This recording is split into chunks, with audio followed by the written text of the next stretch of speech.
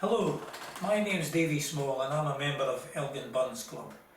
And what I want to do today is just tell you about one of my favourite poems from Robert Burns.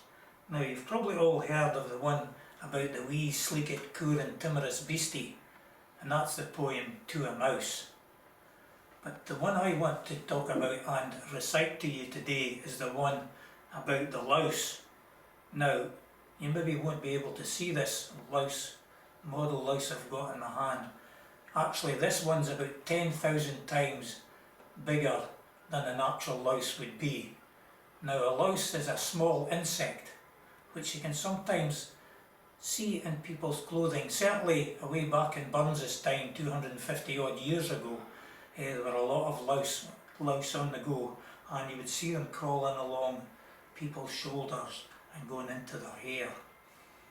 And this poem, To a Louse, is based on Burns being in church one Sunday, and he was sitting behind this young lady called Jenny, and he saw this little insect, this little beastie crawling along her shoulder, and it was a louse, and that gave him the inspiration to write the poem To a Louse.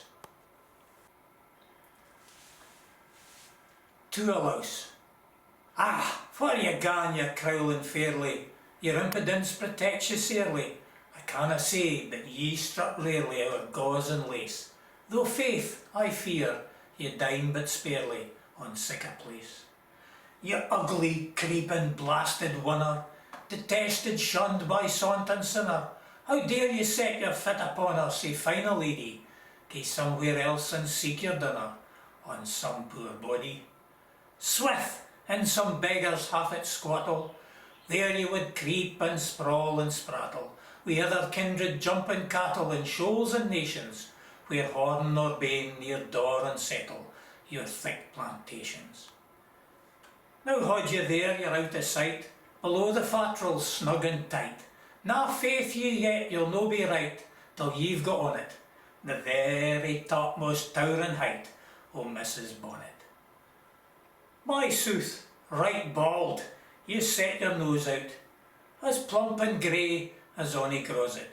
Oh, for some rank mercurial russet, or fell red smedum, I'd gie you sic a hearty dose o't, would dress your drodum.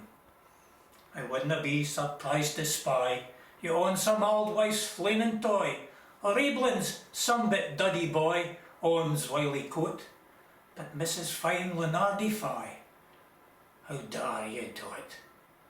Oh Jenny, dinna toss your head and set your beauties a bread. Ye little ken what cursed speed the blastie's making.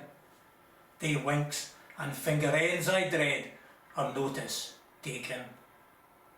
And wad some power the giftie gie us, to see ourselves as others see us, and wad fae mony a blunder free us, and selfish notion, what airs and dress and gait would lay us, and even devotion.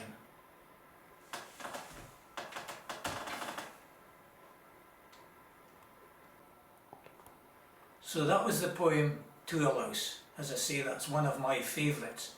And it's just incredible how Robert Burns, sitting in the church one Sunday, seeing that small insect, had the inspiration for that great poem To a Louse. And what I would say to you is, if you want to learn a poem, that would be a very good one to learn, maybe just even the first couple of verses. I know there's some difficult words in there, but it's one like the poem To a Mouse, where you can get some expression in it and you can get some actions in it. So I would say, if you want to try and learn the first couple of verses of To a Louse, that would be very good.